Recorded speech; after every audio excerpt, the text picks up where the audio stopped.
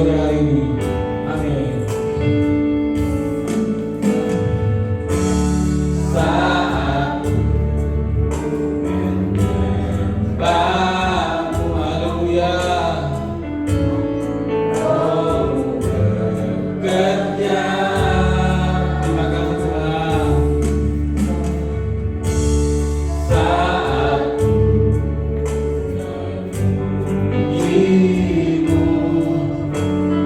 menatap di atas dunia, buat kaki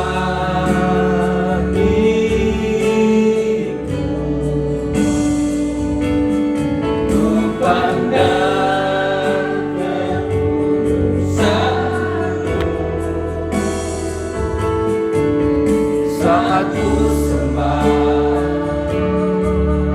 ku pujimu, ku rasakan kehadiran-Mu Tuhan. Ku angkat hatiku, angkat hatiku, amin. Ku pandang kekudusan-Mu. Saat ku sembah,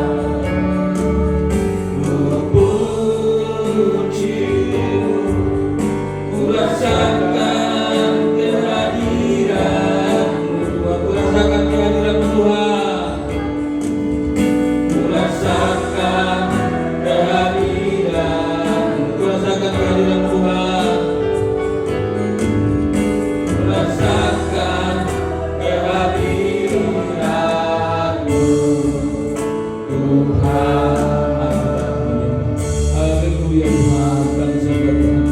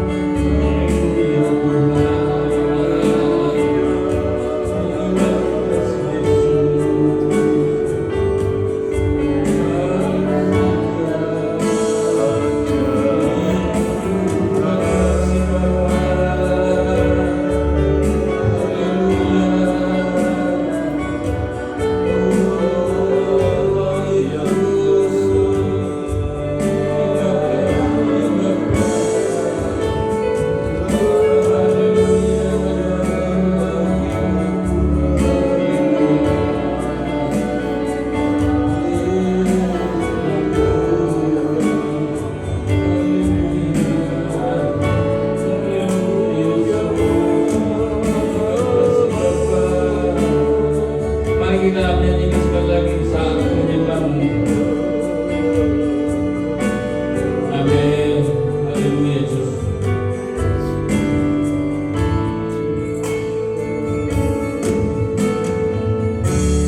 Saat menyembah-Mu, haleluya, Roh bekerja. Terima kasih Tuhan.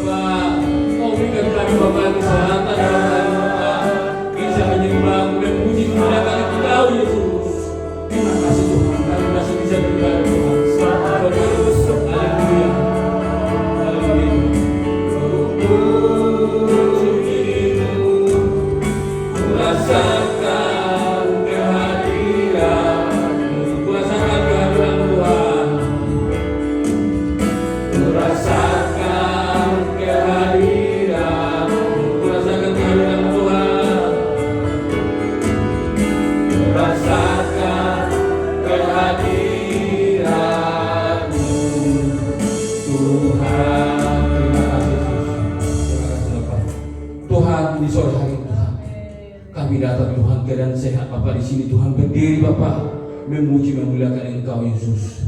Begitu juga Tuhan, terlalu Tuhan mendengar firman-Mu Bapak, hamba kami Tuhan memberikan firman Tuhan, berikan yang terbaik buat kami Bapak.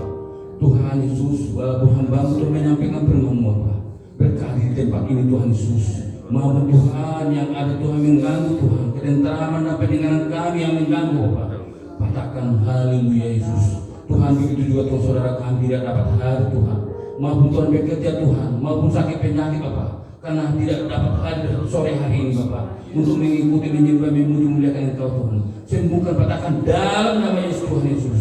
Kami percaya Tuhan bahwa Kau berikan yang terbaik, maupun Tuhan pemain musuh Tuhan Yesus. Keluarin Tuhan, berkati Tuhan, supaya bisa sempurna Tuhan, memberikan Tuhan semangat kami Tuhan untuk di tempat ini Tuhan, memuji memuliakan Engkau di dalam nama Yesus Kristus. Juru selamat kami, mari kita katakan amin.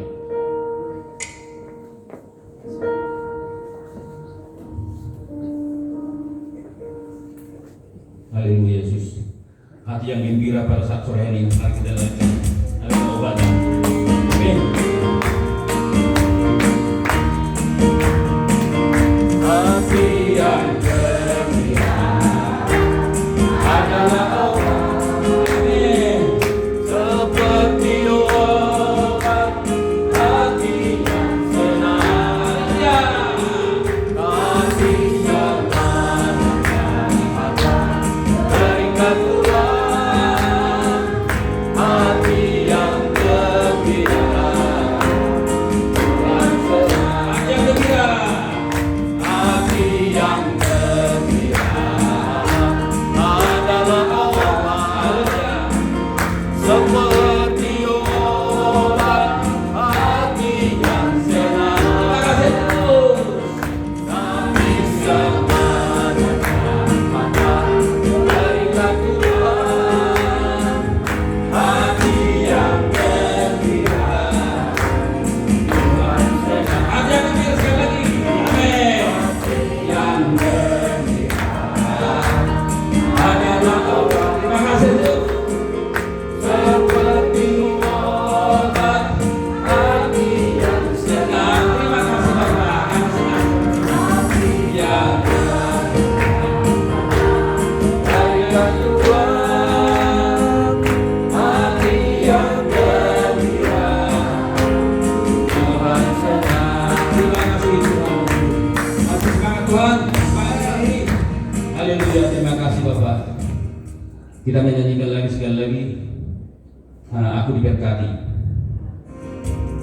Karena diberkati di sore hari ini kita bisa semangat dan berdiri, bisa berjoget. Haleluya. Amin.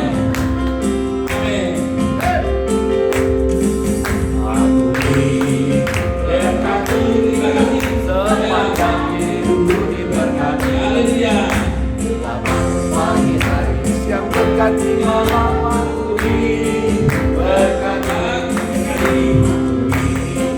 Berkati, terima kasih.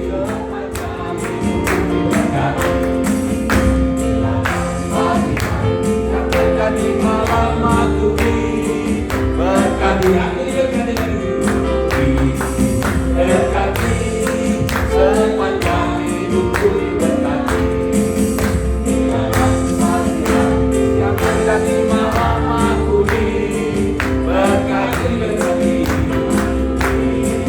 Berkati sepanjang hidupku berkati. Di dalam Tuhan berkati. Kasih kita silakan duduk saudaraku, karena diberikan peluang untuk kesaksian.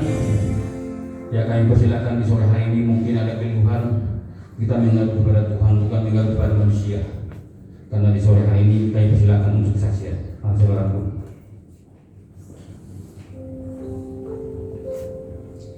Shalom Bapak Ibu, sore puji Tuhan ya. Jangan bosan-bosan melihat saya bersaksi ya, karena memang pertolongan Tuhan itu selalu luar biasa dalam kehidupan pribadi saya. Kalau saya boleh menyaksikan, tadi sepulangnya puasa, itulah manusia yang kadang-kadang tidak bisa menahan diri gitu ya. setiap doa puasa itu saya memang ke pasar pagi itu sama dosen. Ada rebun basah kecil-kecil. Saya memang suka sekali gitu ya. Dan jarang itu saya dapat gitu. Karena hari ini dapat, jadi saya langsung bikin bakwan gitu ya. Sebelum doa puasa saya goreng. Saya pikir kami buat buka puasa gitu kan. Setelah selesai buka puasa, setelah ibadah pulang, lupa juga atau gimana atau nggak bisa nahan diri ya. Itu bawa saya makan pakai sambal. Ya, sambal itu memang selalu ada di kulkas karena memang lumayan pedas dan lumayan agak asam dari jeruk nipisnya ya. Saya tidak pakai cuka karena memang saya sudah menjaga tidak pakai cuka. Saya berpikir, oh nggak apa-apa lah, taruh di atasnya. Selesai makan, nggak apa-apa gitu. Nah, begitu saya selesai nonton TV, lagi nonton TV, cucu saya bilang mau mandi sama Nyanya. Saya bilang, kok mulai nggak enak nih ulu hati saya. Oh memang mau ke BAB aja gitu ya, mau ke WC. Saya bilang sama mami dulu ya, Nyanya ini sakit perut. Saya bilang, pikir saya sakit perut biasa gitu. Nah setelah saya sedang buang air gitu, kok mulus, bukannya mulus, ulu hati saya tuh luar biasa sakit sekali. Saya bilang, ya Tuhan, masa sih pingsan lagi? Saya bilang, saya kalau sakit ulu hati memang nggak bisa tahan sakit ya, pasti pingsan gitu. Nah, saya mulai cepat-cepat selesai, terus waduh mulai gelap semua. Sampai saya tuh mau keluar kamar mandi itu, kebetulan kalau saya nggak ada lagi betulin mobil. Saya panggil anak saya, Farina, dia langsung, kenapa mami? Saya duduk di sofa saya udah banjir sama keringet dingin gitu ya. Lumayan lama gitu ya, sampai Joshua itu dibangunin, susul papi. Puji Tuhan ya, suami saya cepat datang gitu, pas pulang gitu.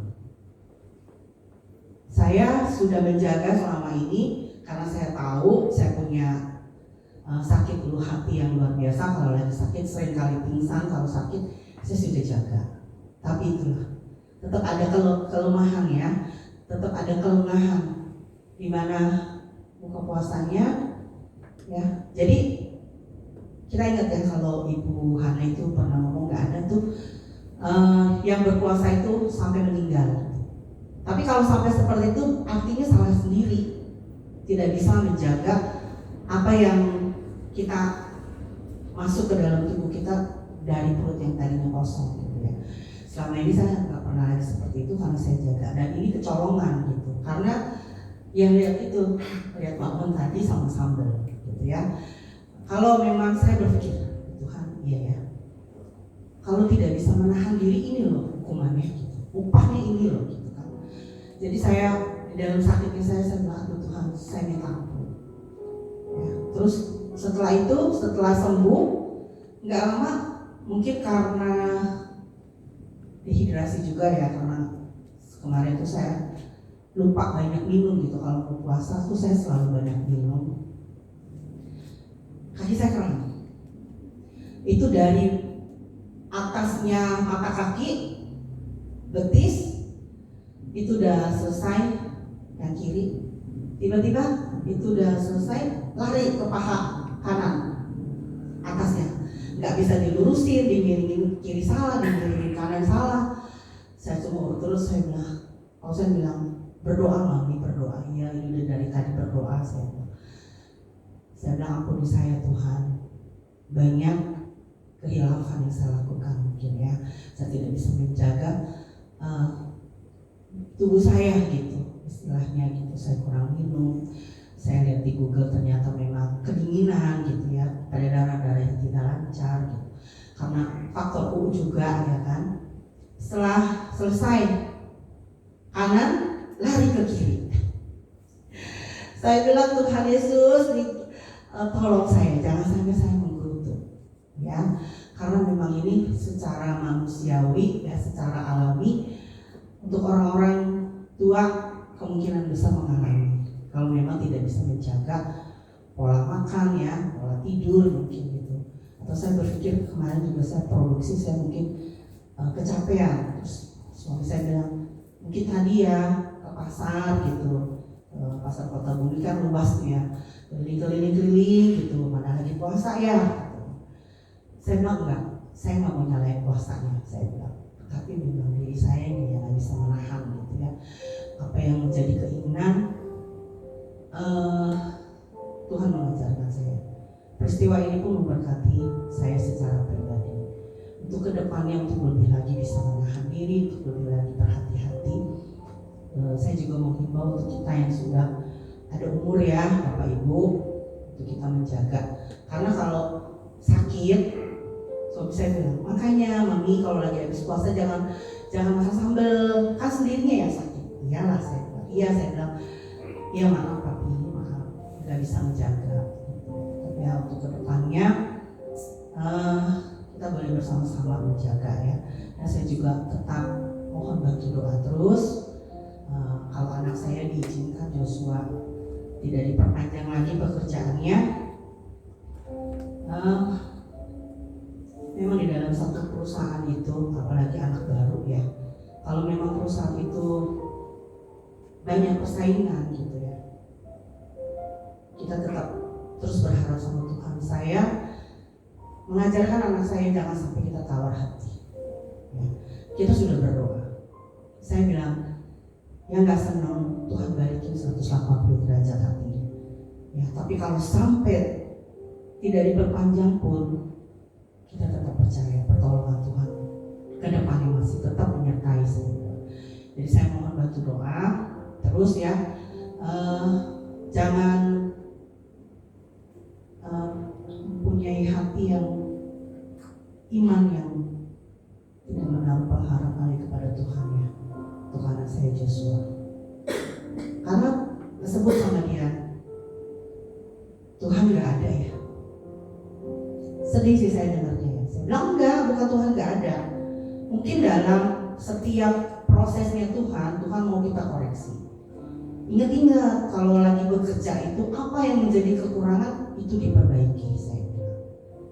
Ya, saya tetap terus mohon bantu doa juga terlebih pada Bapak dan Ibu Gembala untuk kedepannya untuk Joshua itu mempunyai pengharapan yang penuh kepada Tuhan, meskipun di dalam zaman yang susah sekali pekerjaan ini tidak ada yang mustahil bagi anak-anak Tuhan jika kita berharap penuh kepada Tuhan. Terima kasih, Tuhan Yesus memberkati.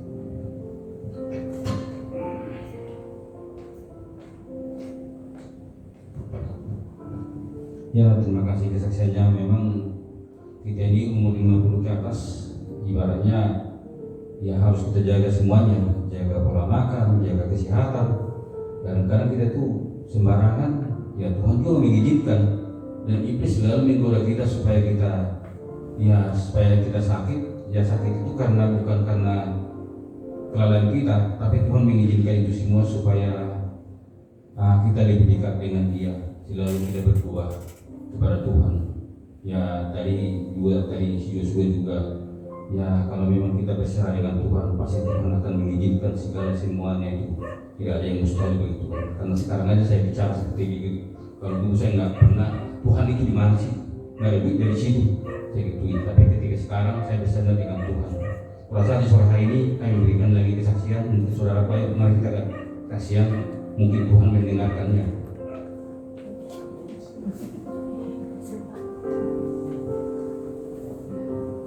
Di Tuhan,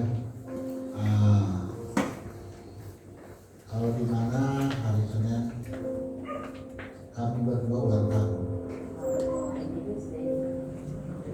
di usia pernikahan 29 tahun, saya merasakan bahwa pertolongan Tuhan luar biasa. Terlebih saya dalam secara pribadi, kalau tadi mendengar kesaksian dari Philip, kalau mengingatkan mendoakan tentang Joshua, tiba-tiba pikiran ini kepada diri saya memang anak pertama dalam keluarga saya, mungkin keluarga memang tidak baik. Kalau lihat dari background orang tua saya itu tidak baik. Walaupun papa memang sudah ada panggil Tuhan, pernah saya merasakan waktu saya di Lampung, memang saya punya dendam. Saya melihat kelakuan papa itu tidak baik. Saya melihat bagaimana mama saya sepertinya dia berjuang sendiri. Tetapi pada saat saya dewasa, saya belajar dari yang tidak baik itu, saya menjadi motivasi saya.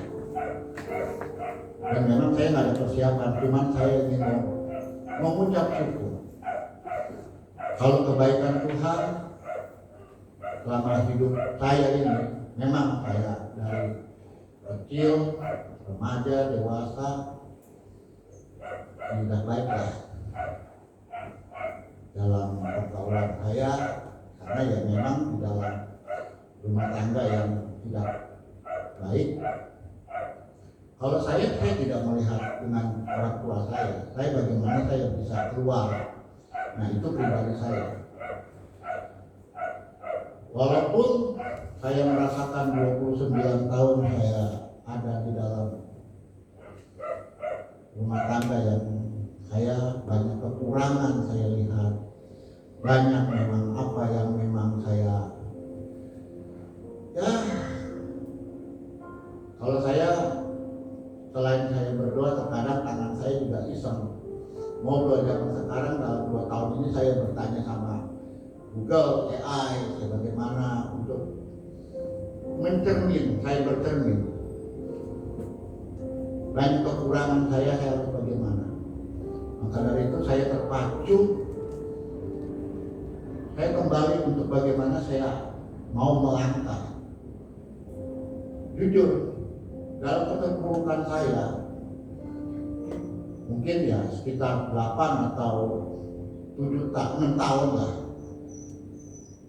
otak saya mati. Saya nggak mau berfungsikan, saya mau berdiam, saya mau menjauh segala-galanya, saya nggak mau pusing. Dalam rumah tangga juga sebenarnya saya nggak mau pusing, karena saya orangnya, pribadi saya simpel. Namun karena saya belajar semuanya, saya HP aja saya nggak mau pegang, baik HP jadul atau HP saya nggak mau pegang.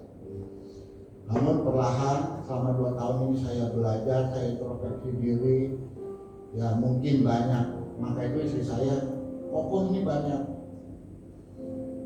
bisa nggak lembut, bisa nggak lembut, ya mungkin dia ingin menyadari saya banyak kekurangan gitu.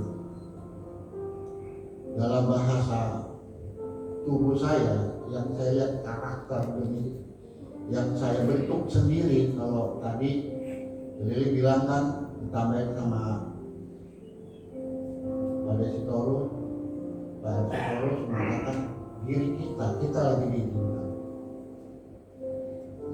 Puasa gak mati kok. Memang saya gak pernah puasa, tapi saya mempuasakan diri saya bagaimana melawan diri saya. Gak gampang, saudara. Mungkin istri saya melihat saya duduk santai atau bagaimana, betul. Saya melampiaskan pada saat selama 2 tahun ini berjalan, saya melihat ayat untuk mengaktifkan diri saya sendiri yang saya sudah matikan semua. Saya gak kecewa. sama seseorang, sama siapapun, saya nggak pernah kecewa. Kalau saya mau kecewa, saya mau papa saya. Tapi di situ saya belajar dari papa saya. Dia tidak berbuat di luar dari mungkin jangkauan. Ya, seperti itu manusia. Tapi ketekunan saya lihat dari papa saya belum bisa seperti beliau.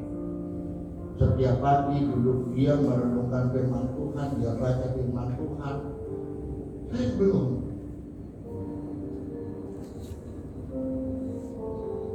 Nah, di situ saya matikan diri saya. Sewaktu kemarin saya berkata, saya mau kembali, saya mau datang. Saya tahu Tuhan itu baik sama saya. Saya berikan kesaksian, saya dapat suara, how are you? Mana kamu? Tuhan lagi cari saya.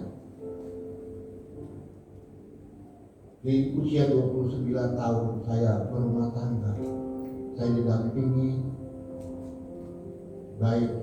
Ya, saya melihat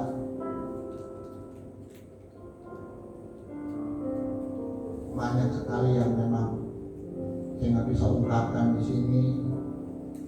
Saya hanya bisa bilang, Tuhan, ini saya ini Tuhan. Saya bisa berdoa, hanya itu yang saya keluarkan kata-kata saya. Tuhan, ini saya. Bukan Tuhan tidak mendengar, Tuhan tahu. Dan saya pun tahu Tuhan itu ada. Puji Tuhan, saya hanya bisa bilang, Bapak, Ibu, dan Ibu Gembala, Pak Gembala, dengan jemaat yang ada, bantu kami dalam doa. Berjalan 29 tahun, biar kami dalam rumah tangga kami, anak-anak, yang sering saya katakan juga kepada anak-anak dan juga kepada siapapun, takutlah akan Tuhan. Saya boleh katakan saya sudah nggak takut waktu kemarin saya matikan diri saya sendiri. Nah, sekarang saya bisa katakan saya mau bertobat.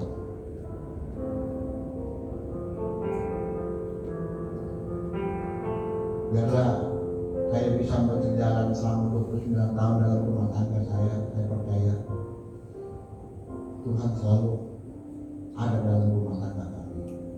Kami minta dengan kasih istri saya juga ikut merasakan apa yang saya rasakan.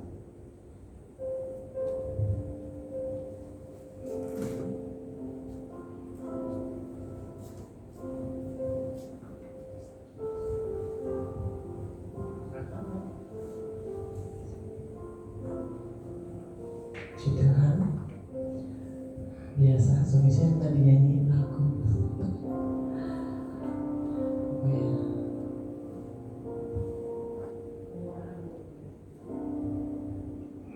Satu pujian buat Tuhan.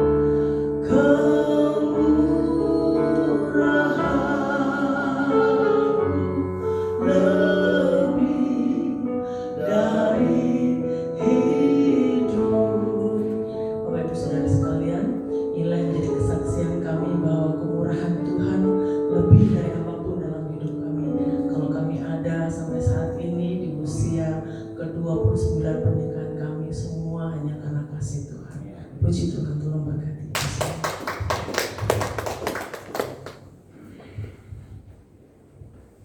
Ya, terima kasih kesaksiannya juga dan lagunya. Tadi juga mendengar jangan bencilah orang tua itu sejahat apapun orang tua, karena masih hidup orang tua. Ya tolonglah kita doakan, karena saya ini orang tua saya sama sekali tidak ada. Ketika tidak ada, hambar semuanya. Kemarin ada adik saya, ya mau anaknya mau ke Jepang, mau sekolah di sini. Kebetulan om saya penyelenggara untuk ke Jepang markas Rusia dari adik bapak saya Jakarta ini. Datang adik saya mengatakan, bang, tolong anak kita mau ke Jakarta, mau ke Jepang, yang om yang ke Jepang itu penyelenggaranya. Saya bilang, siswa perbuatan dan perilaku kamu, ya siapa yang menampung? Masalahnya apa? Ada adik saya di kampung 3 orang, yang perempuan kami laki 2, perempuan 7. Tapi kan namanya orang Batak itu kan bersandar dengan si laki-laki. Jadi di sini kami ada 4 orang, kakak saya ada 2, adik saya 1. Itu tanggung jawab saya semua, dalam arti kebutuhan anaknya atau masalah keuangannya juga tetap kami support. Adik saya di sana tidak pernah di support, maksudnya malah dilecehkan. Semua yang perempuan-perempuan ini, ya udah begini loh perilakunya, maksudnya padahal mereka itu di kampung itu ada sawah kami hampir 2 hektar, nggak kasih pun satu pun sawahnya. Malah adik saya ini selalu ngambil gaji tempat orang, anaknya ada 4 dilantarkan. Jadi saya bilang, kok kenapa kok dilantarkan dari kamu, di mana dilihat di kampung? Saya bilang, oh perilakunya begini, jangan dia perilakunya, bantulah pula. Tapi ketika kemarin anaknya mau ke sini, tolong untuk ditampung anak saya. Oh nggak bisa, tampung aja sendiri. Maksudnya dia dirasakan dalam arti seperti apa ibaratnya menolong orang itu. Sedangkan dia ingin ditolong, tapi dianya nggak mau nolong orang. Dia punya usaha di kampung, tapi dia nggak mau menolong adik-adiknya. Ada juga adik saya juga yang dulu di sini jualan, yang kerja di Lipo udah pulang kampung. Kebetulan suaminya sakit leukemia di Medan, selalu kami bantu untuk memberikan uang. Tapi memang adik saya ini selalu berbohong sama kita, walaupun berbohong seperti apapun perilakunya, tetap kami bantu. Tapi adik saya ini jangan bantu bang, itu biarin aja begini-begini. Ya saya nggak mau. Kebetulan tetap anaknya kemarin juga masuk di perawat. Anaknya ini tiba-tiba anaknya ini perawat ini, dia malah neneknya yang di kampung itu, ngapain kamu kuliah perawat? Padahal gratis loh dari pemerintah untuk sekolah perawat itu. Tapi selalu dihina mereka ini, nggak ada yang mengangkat derajat mereka. Ketika neneknya mengatakan, ngapain kamu kuliah, bagusan kamu kerja, bapakmu kan sakit, kan gitu. Ya namanya ibaratnya anak pingin sekolah kan didukung dong, padahal gratis untuk sekolah perawat itu. Yang maksud saya tuh, kok orang ini melecehkan. Datanglah kepada saya ini, tulang saya butuh laptop. Kebetulan kami punya laptop, kami kirim laptop itu. Jadi satu pun dalam arti orang-orang yang susah ini nggak ada yang menolong selain kami. Jadi maksud saya itu ya saudara, ya kalau dipikir orang, saya itu walaupun di Tangerang ini saya ketua perempuan seluruh Banten, dipikirnya kami orang kaya karena dilihat saya status mungkin karena pengacara. Jadi sedangkan kami satu-satunya di kumpulan orang Batak itu cuma kami yang punya mobil. Tapi pikiran orang itu dibikinnya ke orang kaya. Padahal kami nggak pernah mengatakan kami nggak punya mobil, nggak pernah kami malu kami orang susah. Memang faktanya seperti itu. Karena rumah saya aja baru bagus sekarang. Dulu kan nggak peduli saya nggak melihat orang. Ya itu juga saudaraku, jangan kita hidup ini melihat orang, kita harus melihat Tuhan. Ya puji Tuhan, sampai hari ini saya pikiran juga nggak bisa saya sekolahkan anak saya maupun istri maupun saya sendiri. Tapi faktanya bisa kami kuliah semuanya bukan karena kekuatan kami, tapi kekuatan karena Tuhan. Selalu bersandar dengan Tuhan. Makanya sampai hari ini saya jam 12 malam sampai jam 5 pagi kita selalu menyerah kepada Tuhan. Makanya saudaraku, jangan kita selalu anggap remeh milik Tuhan itu. Kita harus berdoa jam 12 malam itu paling utama. Baru jam 5 pagi itu paling utama menyerah. Jadi selalu kami sama istri, apalagi istri saya itu kalau berdoa kadang-kadang saya sudah selesai seperempat jam, dia 1,5 jam. Lama amat apa yang didoain itu. Jadi ya mungkin karena istri memang selalu dia menyerah dengan Tuhan. Mari kami serahkan dengan ada kesaksian mungkin Ibu Juntak mungkin mau saksi, kami silakan.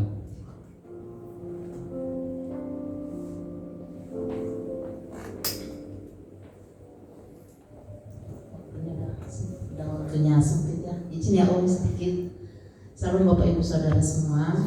Puji Tuhan, kita bersyukur kita kembali datang kepada Tuhan semua karena kemurahan Tuhan. Saya di sini berdiri hanya minta doa, di mana keluarga saya sangat membutuhkan doa ya, karena kemarin ponakan saya tabrakan meninggal di tempat dan semua keluarga memang berduka gitu. Biar keluarga saya itu kuat, tabah dan sabar. Memang ponakan saya ini ya meninggal dalam agama kita Seberang karena dia nikah ke agama Seberang. Kemarin banyak pertanyaan gitu, yang mana Bu, jemaat kita banyak yang bertanya. Kalau Bapak Ibu tahu sering ibadah dulu di sini, itu ponakan saya yang kedua, karena yang di rumah itu banyak ponakan-ponakan. Saya senang gitu ya kalau ada ponakan yang membutuhkan pertolongan. Saya bilang ayo ke rumah, tapi setelah mendapat pekerjaan gak apa-apa tinggalkan saya, yang penting saya sudah memberikan pertolongan bagi mereka. Memang ponakan saya ini orangnya gimana ya, saya bilang ya, hari Senin itu kejadiannya jam 7:20 di Tiga Raksa, mau pulang ke Bogor karena mereka tinggal di Bogor sudah selama 2 tahun. Jadi ceritanya dia mau berkunjung ke tempat mertuanya karena adik dari suaminya habis lahiran. Mereka hari Minggu itu datang dan hari Senin malam mau pulang ke Bogor. Begitu keluar dari gang rumah dari mertuanya itu kan udah jalan besar, tiba-tiba truk tanah nabrak dari belakang, padahal posisi mereka itu sudah di pinggir sekali gitu. Tapi ya mungkin udah takdirnya begitu. Saya hanya minta dukungan doa agar keluarga kami itu diberikan kekuatan, kesabaran. Tuhan Yesus memberkati karena waktunya sudah sempit. Jadi kurasa juga sore hari inilah, karena kesaksian sore ini diberikan oleh Pak Gembala Ibu Gembala untuk bersaksi ya inilah, karena biasanya kita bersaksikan untuk biasanya kegiatan untuk 2 malam di rumah ya. Jadi ya mungkin ini kesempatan untuk jemaat bersaksi. Kalau mungkin ibadah raya mungkin nggak ada diberikan untuk kesaksian, tidak ada yang ibaratnya ini ya sampai jam berapapun juga kalau memang ada perlu disaksikan, inilah perlu kita tunjukkan kepada Tuhan, karena kita persaudaraan di sini saling mendoakan, saling mendukung, saling support. Itu artinya kita tempat untuk beribadah Sabtu dikasih peluang untuk beribadah. Kurasa masih ada lagi saudaraku? Coba sebelum kita untuk mendengar firman Tuhan, nggak ada lagi ya. Terima kasih Tuhan. Mari kita menyanyikan bagaikan bencana siap dibentuk. Mari saudaraku berdiri kita untuk menyembah Tuhan sore hari ini. Haleluya Tuhan, kami telah mendengar firman Bapa. Berikan Tuhan kesemangatan kami. Kami percaya dalam nama Yesus Kristus Tuhan. Amin.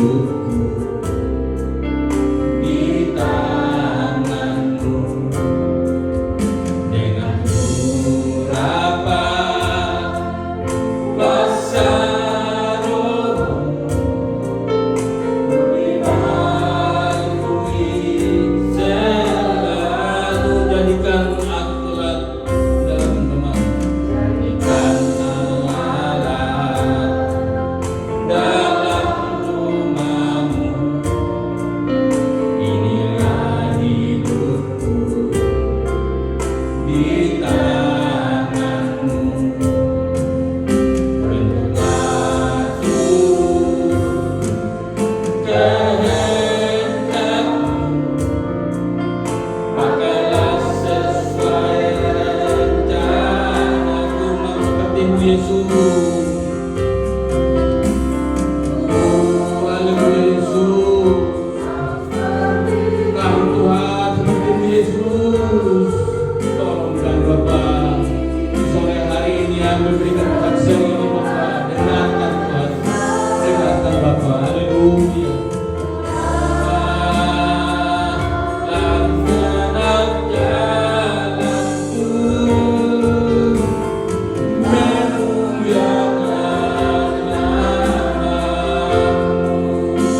Mau sepertimu, mau sepertimu Yesus. Terima kasih Bapak. Sempurnakan selalu dalam genap jalanku. Aku mau sepertimu Yesus.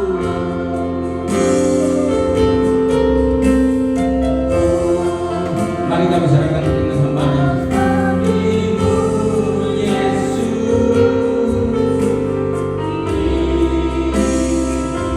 dalam setiap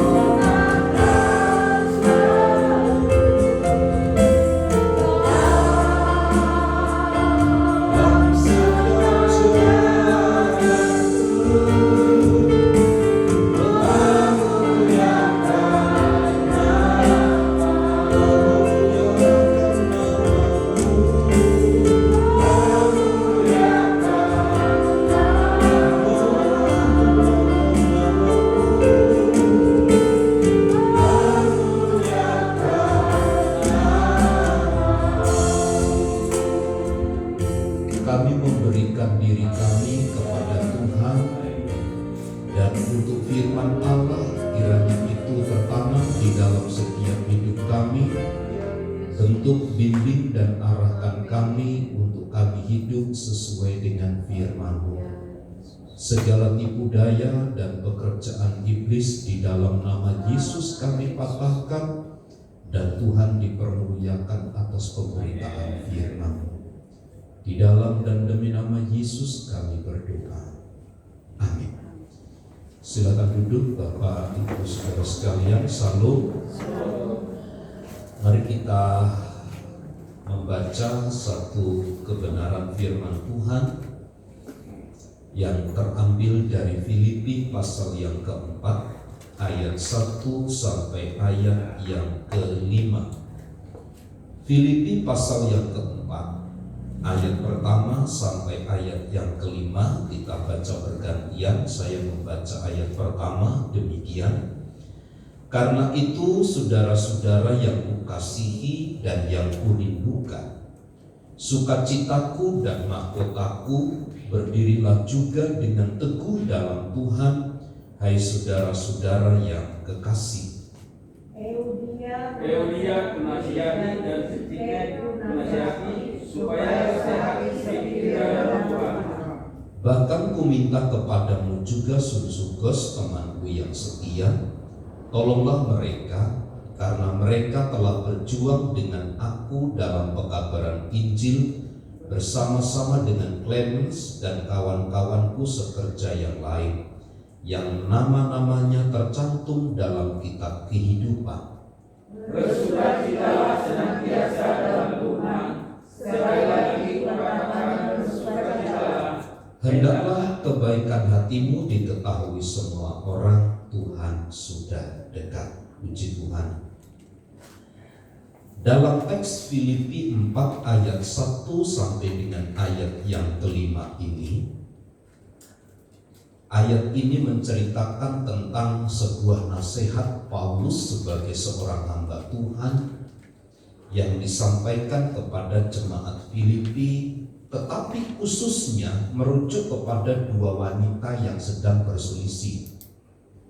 Kepada dua wanita yang sedang berselisih itu namanya Euodia dengan Sintike. Jadi tidak dijelaskan di dalam ayat ini apa yang menjadi perdebatan dan perselisihan Euodia dengan Sintike ini. Tetapi Paulus mendapati sebagai seorang hamba Tuhan bahwa mereka sedang berselisih. Karenanya di dalam ayat itu Paulus menyarankan agar terus terjaga yang namanya kesatuan, agar terus terjaga yang namanya sukacita dan kesehatian di dalam Tuhan. Nah, di dalam konteks kita beribadah pasutri sore hari ini, prinsip-prinsip ini seringkali mengalami persepsi atau perubahan pengertian yang salah. Sekali lagi pada waktu diletakkan pada konteks pernikahan. Hal-hal itu tercatat di dalam ayat 2 begini. Eudia kunasehati dan Sintike kunasehati supaya sehati sepikir. Sebagai seorang suami dan istri di dalam rumah tangga, sepikir itu memang sebuah landasan yang utama. Sehati sepikir. Tetapi ada persoalan penerapan yang salah di dalam sebuah pernikahan yang acap kali kita bisa temui. Karena ini menjadi pusat atau menjadi prioritas terbentuknya sebuah perselisihan itu. Seringkali pasangan itu, baik suami dan istri itu, memiliki atau memaksakan pendapat,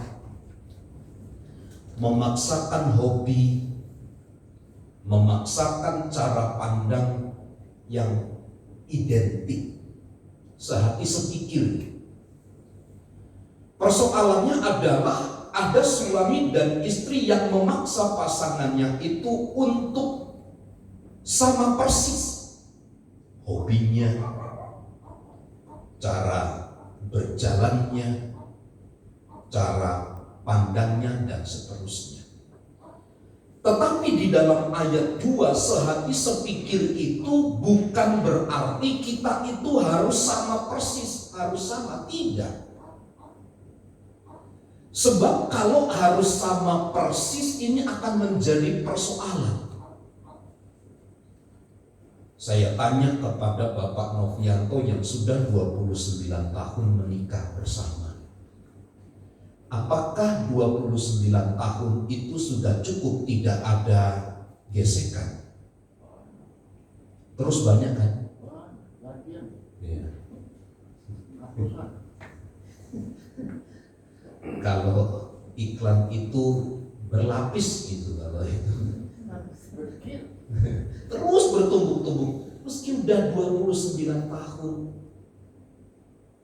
Salah satunya adalah mungkin kita ini memaksa pasangan itu harus sama seperti saya. Inilah yang menjadi perdebatan panjang di dalam sebuah pernikahan. Orang itu berpikir sehati sepikir itu harus sama persis. Gak bisa. Gak bisa sama begitu. Itulah sebabnya Alkitab itu mengajarkan kepada kita arti sehati sepikir itu adalah memiliki tujuan yang sama.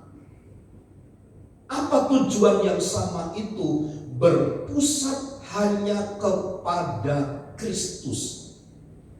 Kalau berpusat bersama dengan Kristus kepada Kristus, itu juga artinya sehati sepikir. Kita itu harus menaruh tempat atau menaruh perhatian pada penghargaan pada sebuah perbedaan. Bukan justru menghilangkan perbedaan itu. Sebab menjadi unik Bapak Ibu, kalau suami istri itu sama, kitab Mazmur kita pasti akan anggap salah. Kenapa? Karena ada ayat di situ, manusia menajamkan sesamanya. Sampai kapan manusia itu menajamkan sesamanya? Itu kan persoalan kita. 29 tahunkah? 50 tahunkah? Akan terus terjadi gesekan-gesekan. Supaya apa? Saling menajamkan sesamanya. Saling menajamkan sesamanya. Tadi Foren sebelum masak bilang begini, Pi tolong asah pisaunya. Dia ambil ulekan, dia bawa ke saya, gini aja, serek nanti tajam sendiri, saya bilang gitu. Supaya pisau itu menjadi tajam, ia harus digosokkan ke benda yang tajam lainnya. Supaya apa? Pisau itu menjadi tajam, kan begitu.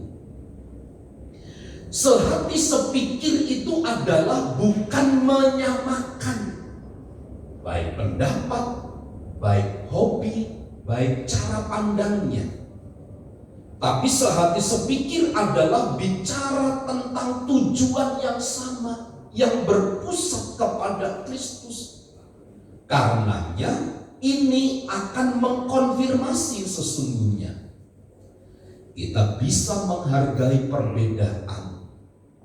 Karena perbedaan itu unik, ya. Perbedaan itu unik, punya masing-masing kebiasaan. Habis siang itu ketika saya belajar itu tiba-tiba di Facebook saya itu orang kirim lelucon gitu. Leluconnya isinya sederhana. Pada waktu menikah pertama sampai 5 tahun itu istrinya rajin sekali gosok gigi tiap mau tidur. Pokoknya nggak boleh makan lagi setelah gosok gigi. Jadi rajin. Singkat cerita di dalam kisah itu yang dibagikan ke saya, mulai tahun kelima dan seterusnya sudah lupa gosok gigi. Jadi dulu napasnya wangi gitu, harum. Setelah 5 tahun, ya dari harum bisa berubah jadi harim gitu, baunya gitu. Kurang sedap lah begitu. Ini menjadi problem, menjadi masalah gitu. Dan saya ingin katakan begini, sebenarnya itu keunikan. Sehebat-hebatnya kita menutupi keunikan, pasti pada akhirnya tidak menjadi baik. Bukan berarti saya katakan bau mulut itu unik, bukan itu. Tapi bagaimana kita menjaga kondusivitas pernikahan itu agar berjalan dengan baik. Agar berjalan dengan baik. Jadi sehati sepikir itu bukan berarti pasangan kita harus sama persis dengan kita. Tapi bagaimana kita menghargai perbedaan-perbedaan yang ada itu. Yang kedua, ayat yang keempat, Paulus katakan begini, bersukacitalah senantiasa dalam Tuhan. Sekali lagi kukatakan, bersukacitalah. Pernyataan bersukacita senantiasa itu juga seringkali diartikan salah di dalam sebuah pernikahan. Orang sering berkata begini, disalahartikan bahwa bersukacitalah senantiasa itu dianggap sebagai sebuah tuntutan untuk menutupi masalah, untuk menutupi kepedihan dengan senyuman yang palsu. Ini prinsip yang salah. Kalau memang ada masalah ya ngomong aja ada masalah. Jangan di mulut senyum tapi di hati ini merana, sakit gitu. Sehebat-hebatnya kita menutupi hal itu akan membuat semakin sakit. Itu kan senyuman palsu. Di depan kita buka mulut senyum, di belakang kita bisa marah. Ketemu senyum, di belakang jadi marah. Bukan itu bersukacita. Jadi orang yang senyum itu bukan menunjukkan sebuah sukacita. Atau dengan kata lain, bersukacita senantiasa bukan berarti harus selalu bahagia. Sebab di dalam catatan ayat itu, sukacita sejati di dalam Tuhan itu adalah berasal dari kedamaian batin. Kedamaian batin yang tidak bergantung pada situasi luar, yang tidak bergantung sama situasi luar. Karenanya Bapak Ibu Saudara, sukacita kita itu berasal dari dalam, bukan berasal dari luar. Boleh kita bersenyum-senyum sendirian gitu, tapi itu tidak menandakan sukacita senantiasa. Sebab orang melankolis pun ketika nyanyi lagu sedih, dia akan menangis. Dia akan menangis. Tapi itu bukan menandakan senantiasa bersukacita, itu bukan itu. Tapi sukacita kita itu lahir dari kedamaian batin yang dikerjakan oleh Roh Kudus. Bukan karena kita tersenyum, ya. Jadi senyuman kita itu bukan dirangsang oleh situasi dan keadaan yang ada di luar diri. Tetapi senyum kita itu berasal dari dalam, dari kedamaian batin, oleh karena Roh Kudus yang bekerja di dalam hidup kita. Karenanya meskipun situasinya tidak baik, kalau ada kedamaian batin, maka ia bisa meredam meskipun sedih. Hatinya tidak berguncang, jiwanya tidak bermasalah, jiwanya tidak berbenturan, tetapi terus selaras dengan kehendak Tuhan dan suara hatinya. Kenapa? Ada damai. Ada damai di dalam hidup ini. Karenanya kedamaian batin itu tidak berasal dari luar diri kita. Dengan memenuhi, dengan mencukupi semua fasilitas hidup, tidak. Karena hal-hal itu sama sekali tidak menjamin kedamaian. Tetapi sekali lagi, kedamaian itu adalah berasal dari relasi kita antara kita dengan Tuhan. Dan itu tidak bersifat kondisional, tapi akan terus-menerus bersukacita senantiasa. Yang terakhir dari ayat yang kelima itu, hendaklah kebaikan hatimu diketahui semua orang, Tuhan sudah dekat. Kebaikan hati ini juga dimaknai salah seringkali di dalam sebuah pernikahan.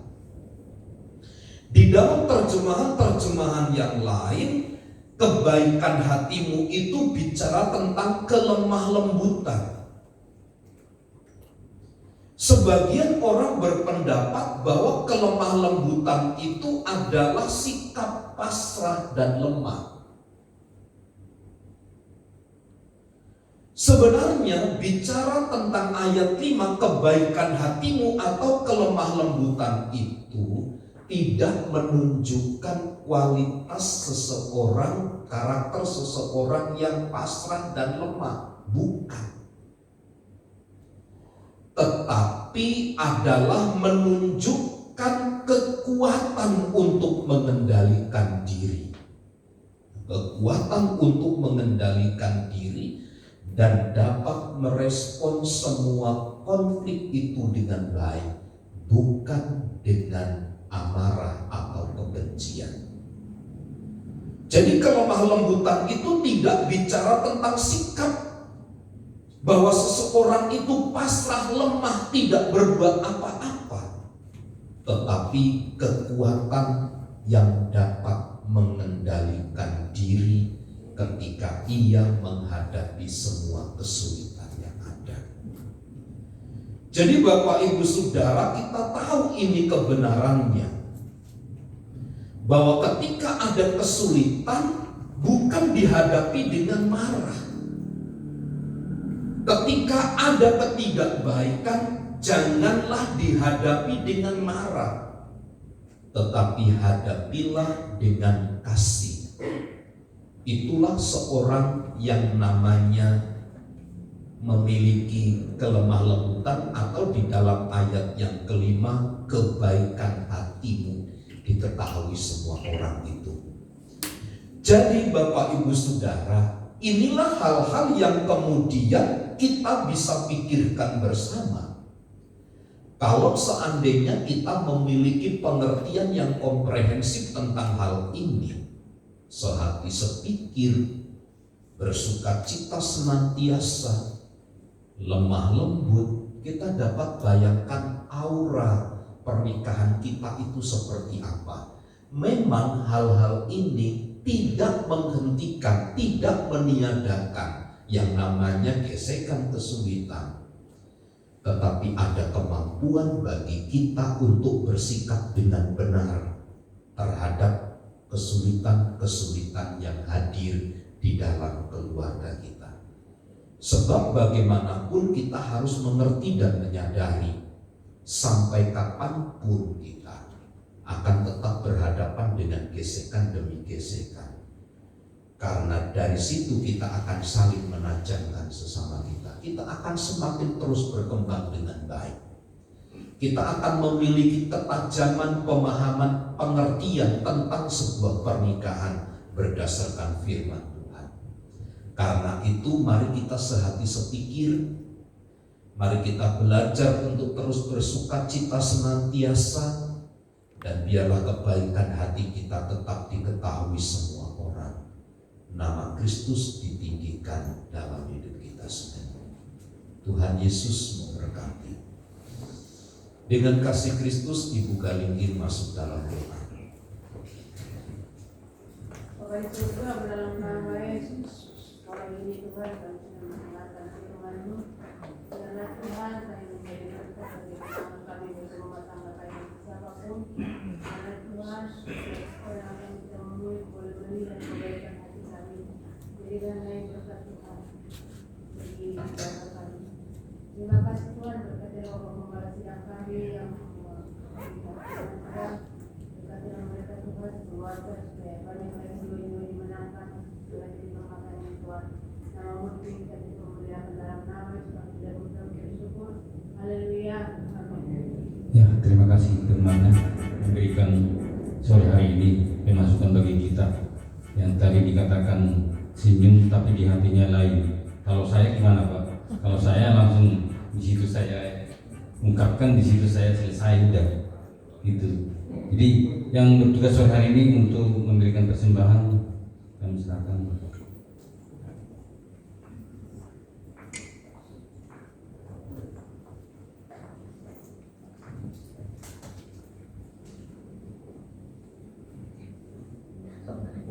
Kembali berdoa. Pujilah nama Tuhan. Terima kasih atas segala kebaikan dan kemurahan-Mu. Kami sudah mendengarkan firman-Mu ya Tuhan, untuk mengajari kami. Engkau Tuhan jamah hati kami supaya kami terus bersukacita dan mendapatkan damai sejahtera yang daripada-Mu. Tuhan, terima kasih Bapa. Engkau juga memberkati Bapak Gembala yang sudah menyampaikan firman-Mu. Biarlah Tuhan Bapak Gembala terus menjadi hamba yang terus bersemangat, dan Engkau Tuhan ajari supaya Bapak Gembala semakin bertumbuh, dan kami boleh menerima semua apa yang difirmankan kepada kami.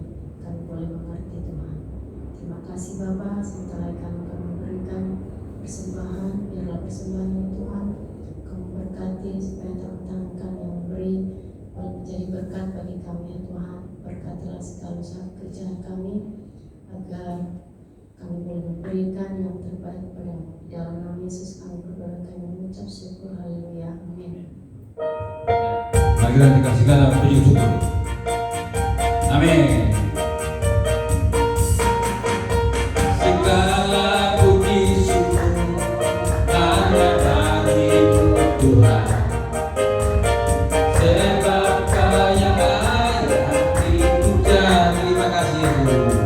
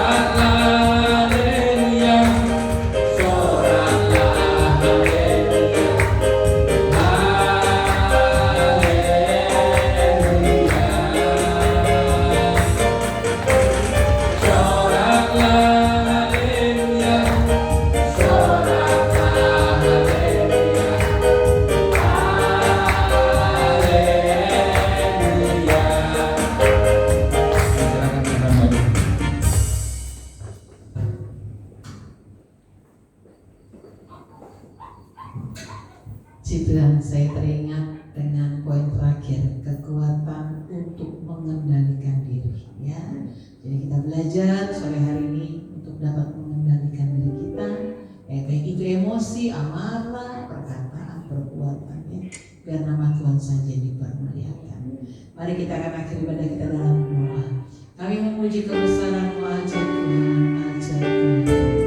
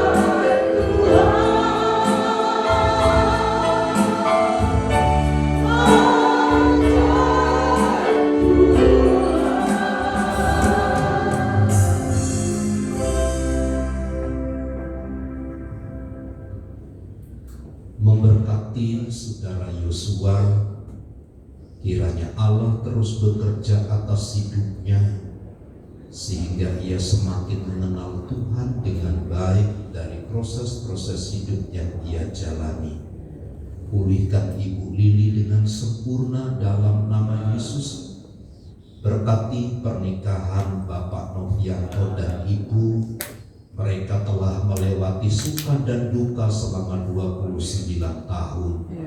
Tuhan yang terus mengikat pernikahan mereka dengan tali kasih Tuhan.